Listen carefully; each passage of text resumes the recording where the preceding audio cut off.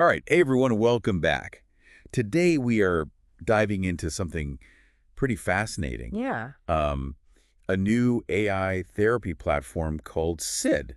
Oh, interesting. And, from what I've been reading about it, it's really focused on helping people who are dealing with like identity issues, Okay. sexual orientation, relationships, things like Yeah, that. I mean, those are some pretty heavy topics. Yeah. And, a lot of times people don't even seek out help for those kinds of things, Absolutely. There can be so much stigma around those issues. right? Like, who do you even talk to? Exactly. But that's what SID is trying to tackle.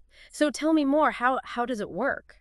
Well, from what I understand, one of the biggest things is that it's completely judgment-free. Okay, I can see how that would be a huge draw for people. Right. Like you're not going to have to worry about someone judging you or misunderstanding you. Makes sense.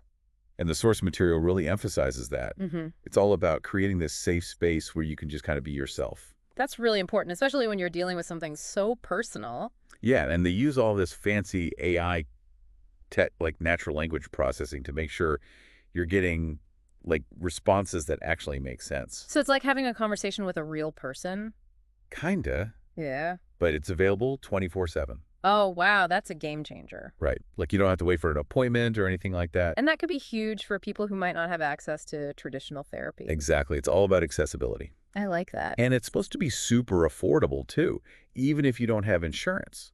That's incredible. I mean, therapy can be so expensive. Yeah. So this could really open doors for a lot of people. Absolutely, especially for like underserved communities. Right. Like maybe you live in a rural area or you just can't afford traditional therapy. This could be a lifeline for those people. Okay. So we've talked about the judgment-free aspect, the 24/7 availability, the affordability. Hmm.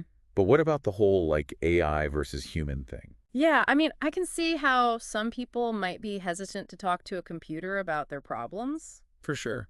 Like, is it really therapy if it's not a human you're talking to?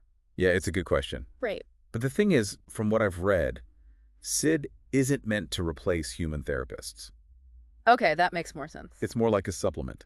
I see. So it's like another tool in your toolbox. Exactly. It's like if you need to talk to someone right away and your therapist isn't available. Or maybe you're not ready for traditional therapy yet. Yeah, it could be a good stepping stone.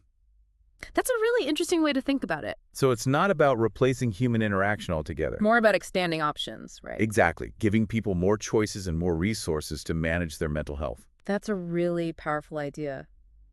So as we wrap up this deep dive into SID, I'm really curious to hear what you think about all this, listener. Yeah, what are your initial thoughts on the platform? Do you think AI has a place in the future of mental health care? It's a big question, and it's one that we're all going to have to grapple with. But hey, that's what these deep dives are for, right? Getting you thinking, exploring new ideas. So thanks for joining us on this exploration of SID and the potential of AI therapy. It's been a fascinating conversation. And we'll see you next time for another deep dive. Yeah, until then.